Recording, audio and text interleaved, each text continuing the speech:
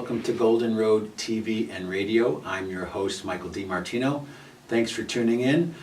We've just celebrated our 2-year anniversary of showcasing the various individuals and organizations throughout Gold Country and the region that are really doing a lot to help make a difference in our world. We're going to get right into it. I'm really excited and honored to have an artist, visionary, man of many facets and perspectives and collaborations and projects here with me today to be able to talk about his upcoming event. And I want to welcome and introduce Ken Adams. Thank you. Good to see you. Good to see you. So yeah, let's get right into it. You have a really exciting project that you're doing Saturday, November 10th, and this is going to be up on the Ridge. But you're going to be showing the film Imaginatrix. Tell us a little bit about the film itself. Well, it has a complicated title, The Imaginatrix, the Terence McKenna Experience, which is like 4 or 5 syllables more than it needs.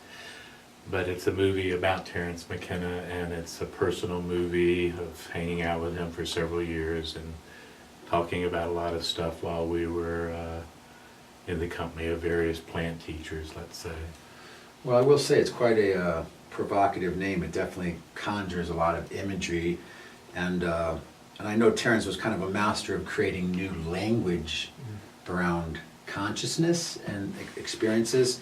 So how did you get involved in actually making the film? What was the catalyst for this to happen?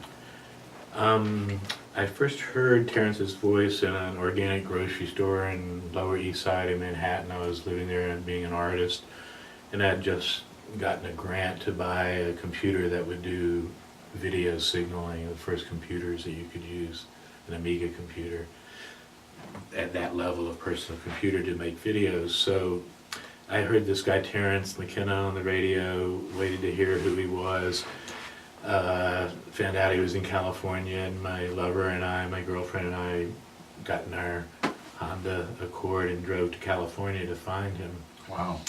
And we found him very easily. The very first person I asked gave me his phone number, and I immediately called it, and I talked to his wife Kat, and she immediately gave me a secondary number at Esalen, and I called Terence, and he invited me to Esalen to talk about making stuff together.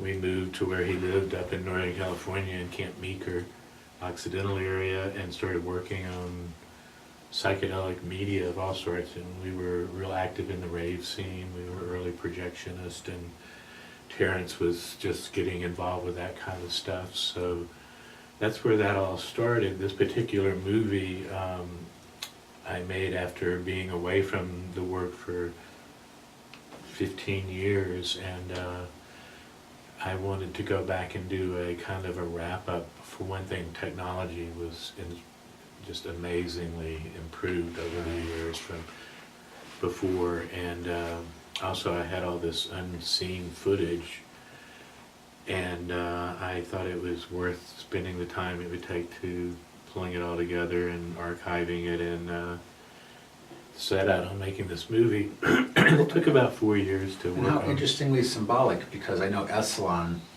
going back to being an Esalen Indian sacred spot and place for healing, and of course through the 60s, a lot of very influential artists and luminaries hung out there and created art that really, I guess, is really a cornerstone of the whole 60s type of movement. So how apropos that you should meet him there.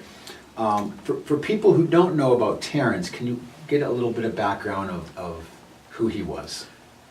Terence is mostly known for being a psychedelic advocate, and he's a rogue intellectual as well as being a psychedelic advocate. So he wasn't so interested in institutionalized or pharmaceutical-oriented parts of the psychedelic package that's going through culture. He's a real renegade-oriented guy, and that appealed to me a lot. Kind of anarchistic,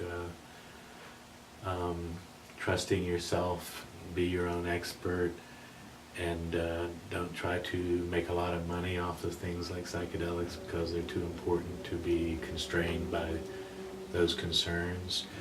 So we were on the same page about a lot of stuff, and And he's written quite a few books too, right? yeah, he wrote several books. My favorite is Food of the Gods, which is a history of the interaction of plants and society, like the influence of chocolate on Western culture. We essentially reinvented slavery as Europeans so that we could serve the addictions in Europe for chocolate and sugar. We actually reinvented slavery to be able to meet that demand. Which is so interesting because those are like the opposites of natural occurring psychedelics. Of course, sugar and other things that are not only detrimental to the pineal but to our overall physiology. So a strange parallel indeed. They say that sugar used to sell for a higher price than cocaine does today per pound. It was so Wow. rare and so valuable, and you had to cross an ocean in a creaky old wooden ship to bring it back. So that sort of stuff, I'm a sociologist by training, an anthropologist, and Terrence and I were really interested in social history and social movements. And the whole thing of doing this work together is we really believed that you can tilt history with devoted friendships that are working together and doing something for the greater good. We talked about that all the time, about how to tilt history, because there was so much crap going on, still is. So And it's almost like Ken Kesey, Owsley, and the Grateful Dead, just what that little triad and all the tentacles of that did and are still doing and affecting culture. Terrence was deeply involved with the Grateful Dead, and they helped fund his career a little bit, helped him in other ways. And yeah, this is exactly what it was about. It was like a love and peace movement, and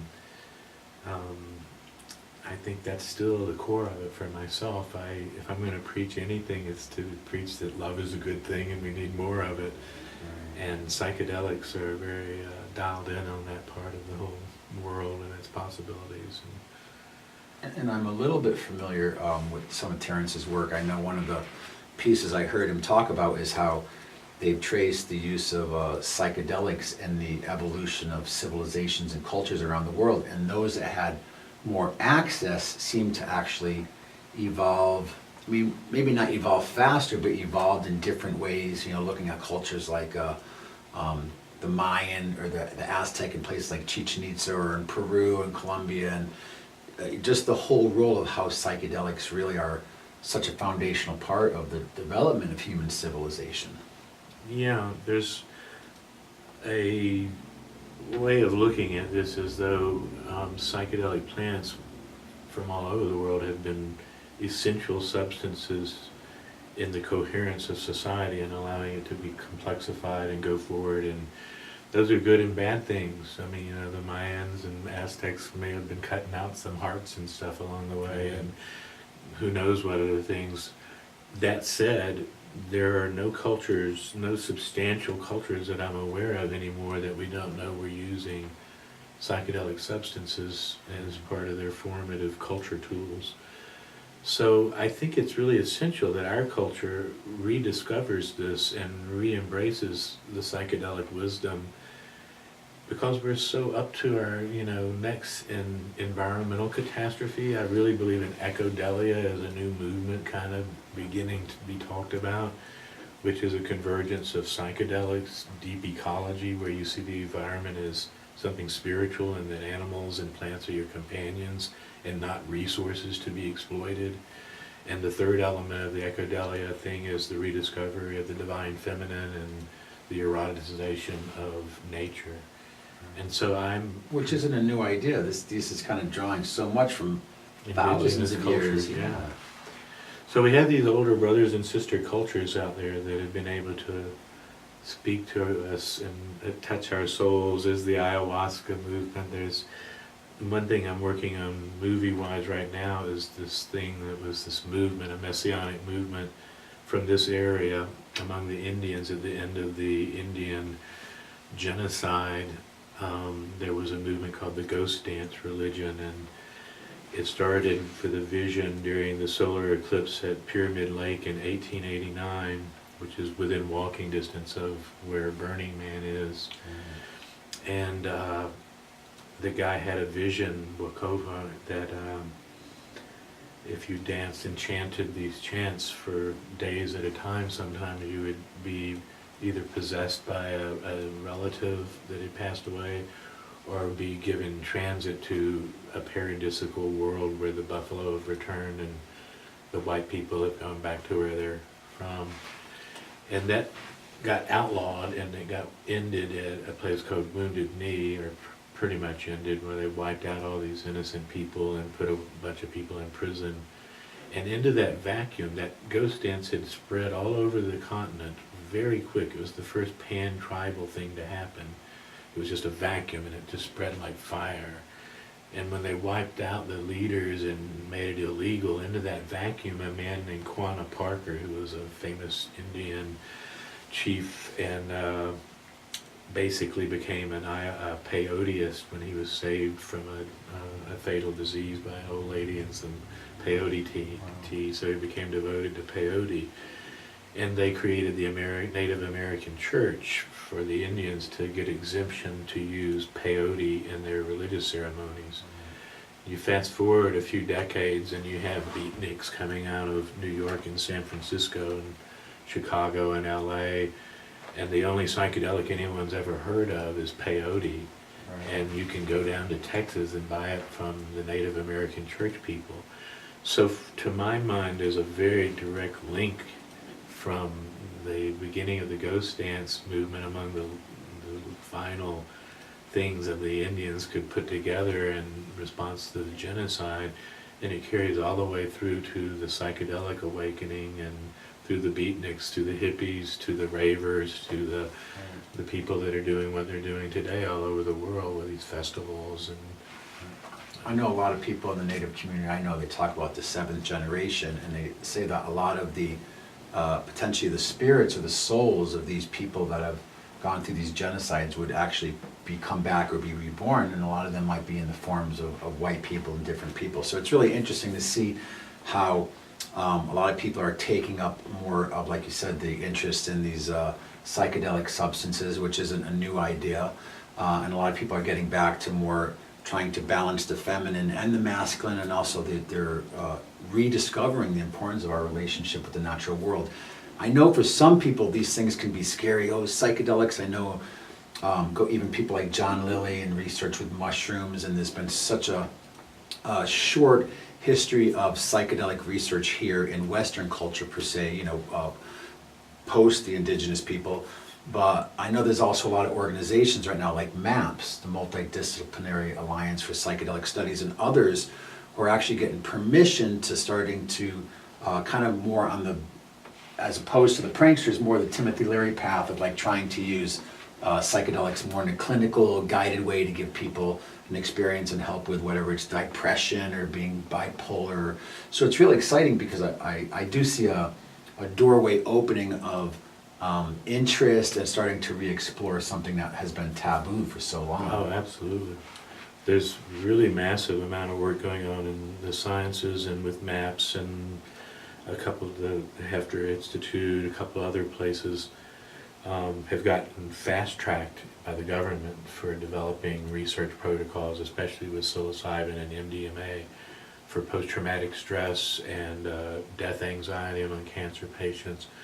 And that's all going to help a lot of people. I know a lot of people deeply involved in that. And then you also have this out of the institutional, out of the lanes of institutional development, you have this festival system that's evolved all over the world, but especially in California, where there's almost uncountable festivals now going on, and the wide open secret of these things is that they're a safe place to trip. Right. And so you go to Burning Man and there are thousands of people tripping at any one moment. Right. And that's a big, big thing to be going on. I work with some first responders that I'm not doing it anymore, but I worked for several years with first responders at festivals in Burning Man to offer help for people that were having bad experiences on psychedelics and had maybe gotten lost, or their friends didn't know what to do with them, and they didn't want to get involved with the medical intervention parts because it would have to leave a paper trail of their being there. Right. And I learned a lot. And there's a lot of scary stuff involved in psychedelic world. People do have terrifying experiences at times, and if you have never had anybody help you understand the world of spirit, then when you run into your first dark journey into the Shadowlands, it can be pretty scary. Yeah.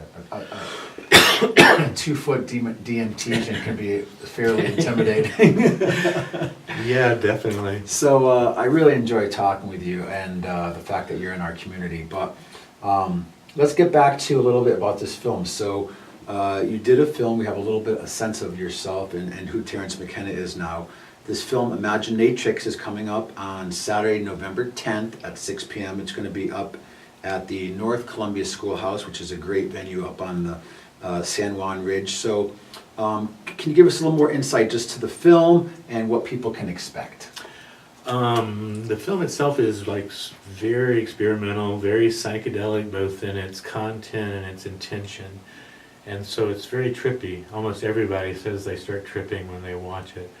So you don't want to watch this movie while driving or operating heavy machinery. Maybe you'll have seatbelts in the theater for people. Almost every place I've showed it, people have ended up bringing out pillows and mattresses, and people like stay till 3 in the morning. You have to like sweep them out of the place. Wow. It's an experiential movie. It's not meant to be a documentary, and it's as much a weird psychedelic love story to a really good friend as And it no is Kool-Aid anything. will be served.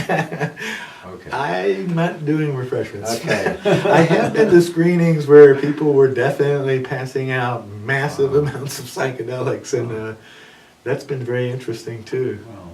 You find a community, like in Berkeley, there were screenings I had where people were definitely brought free psychedelics along for as many people as wanted, as much as they wanted. And it made it so interesting. People were so happy and laughing and doing mudras in the movie, and some people doing coyote stuff, and it was just wonderful. And that makes a lot of difference to an artist to be able to do something that You're inspiring people. yeah, it's fun. It's been fun, that part. And if people would like more information on how to contact you or to find out more about the film, how could they do that? Wow, there's a website for the place. It's under northcolumbiaschoolhouse.org, northcolumbiaschoolhouse.org, and come see the show and introduce yourself. I'm making new friends. Fantastic. We need to find each other. All right, well, come on out on, again, Saturday, November 10th and experience, no need to imbibe, but experience an altered sense of consciousness, and hear some of the audio of Terrence and get to experience some of the art of Ken Adams, another visionary artist here, at least currently in Gold Country. So we're going to try to figure out how to keep him around the neighborhood because we really like him. And again, thanks for tuning in, and we'll see you soon. Have a great day. Peace all.